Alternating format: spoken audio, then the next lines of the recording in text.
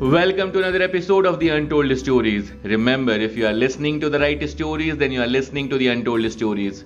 Today in this episode, we are going to talk about something which won't let any of us diverge in. I am talking about adversity. No matter who you are or where you come from, we all have to overcome adversity. Adversity knows no caste, no color, no creed, no religion, nationality, age, gender, or anything for that matter. It never lets anyone diverge in because it fucks us all. Success is not determined by how skilled you are in avoiding challenges, but how you let it mold you once you face them. Will you let adversity break your will or use it to strengthen your confidence and skills?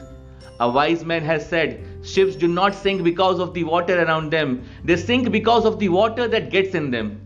Do you want to break up with adversity or do you want it to help you in making you the person you want to become? The choice will always be yours. Adversity can make you stronger if you let it. Sometimes the boost you need can come from powerful short stories that inspire you to keep going. So let me tell you a story about how a lobster grows. The lobster shell is hard and can't expand. So as it grows, the shell gets tighter and tighter. And the poor lobster gets more and more uncomfortable because it is stuck in that contracting shell. If only the lobster could go to a doctor, it would probably be prescribed painkiller so it could stop worrying about feeling uncomfortable and could get on with its life. But because it doesn't have that option, the lobster gets so uncomfortable that it decides to do something. Something that is hard to do and something that all of us must do. It goes to a safe place, removes its shell and grows a new one that fits it better. The lobster repeats this multiple times as it grows bigger and bigger. Each time, it is the pain that encourages the lobster to grow a new shell. Without this pain, it would stay small. It would stay within its comfort zone. It didn't break up with its adversity. This is the mistake most of us make. Instead, what the lobster did is that he decided to face it with a positive attitude, and that made all the difference. It is the same for us. It is easy to shy away from doing something that feels unfamiliar or outside our comfort zone. But it is when we try something new or put ourselves out there, then we have an opportunity to grow, both personally and professionally. If we use adversity, then we can grow through adversity. Don't go through your adversity. In fact, grow through your adversity.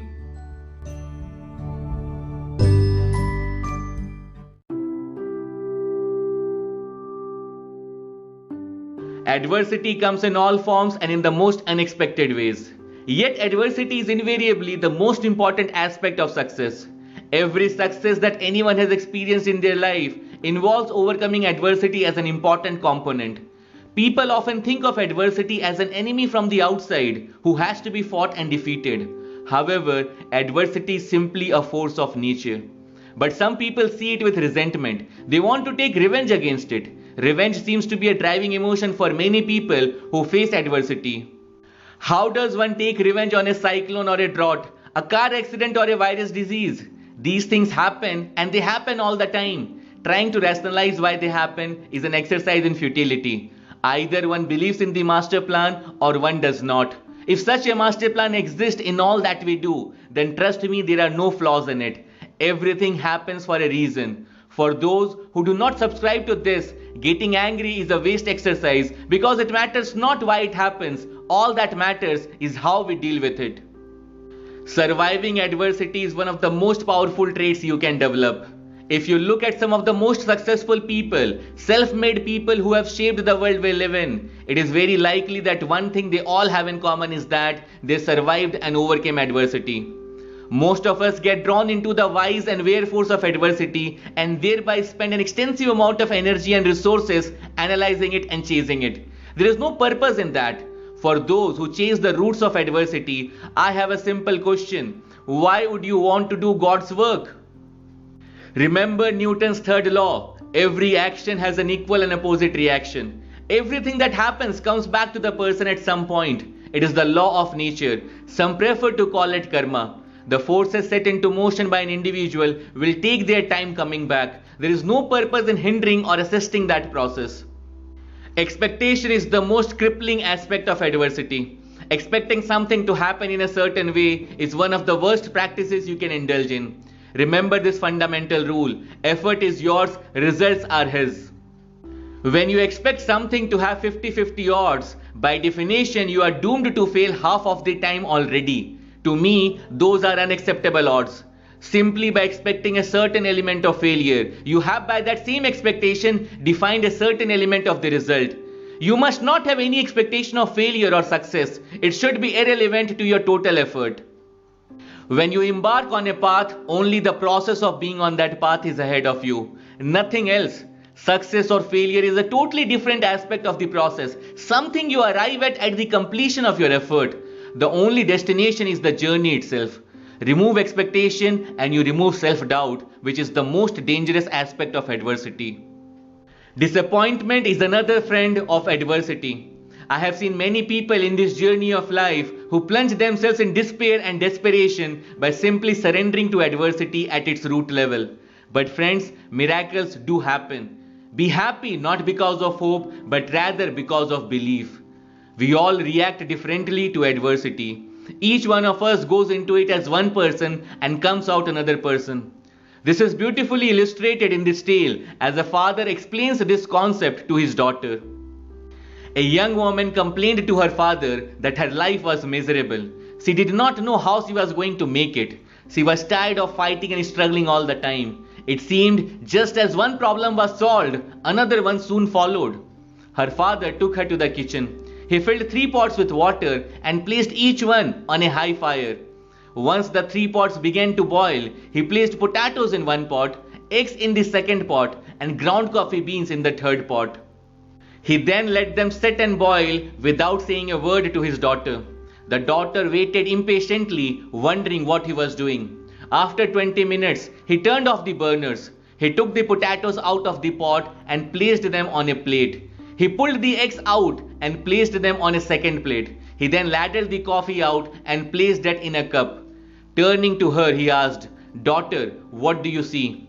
"Potatoes, eggs and coffee," she immediately replied. "Look closer," he said and touched the potatoes. She did and noted that they were soft. He then asked her to take an egg and break it. After pulling off the shells, she observed the hard-boiled egg. Finally, he asked her to sip the coffee. Its rich aroma brought a smile to her face. "Father, what does this mean?" she asked. He then explained that the potatoes, eggs and coffee beans had each faced the same adversity as the boiling water. However, each one reacted differently. The potatoes went strong, hard and unrelenting, but in boiling water it became soft and weak. The eggs were fragile, with the thin outer shell protecting its liquid interior until it was put in the boiling water. Then the inside of the egg becomes hard. However, the ground coffee beans were unique. After they were exposed to the boiling water, they changed the water and created something new. "Which one do you want to be?" he asked his daughter. When adversity knocks on your door, how do you respond? Are you a potato, an egg, or a coffee bean?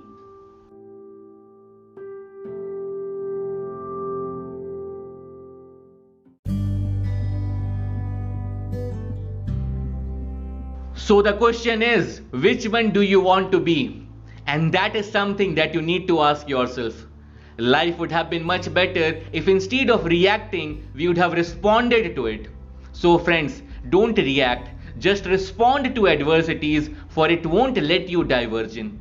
Remember, if you are listening to the right stories, then you are listening to the untold stories. And if this episode has matched your wavelength, then share it with people who need it. And just in case you have the time, then you must listen to my previous episode, The Famous Flight of Rebirth, where I talked about how in order to survive, we have to start a change process. That's all from this episode. Remember friends, you too have untold stories to tell which can make a difference in someone's life, because certain untold stories are born out of certain lives and certain lives are born out of certain untold stories.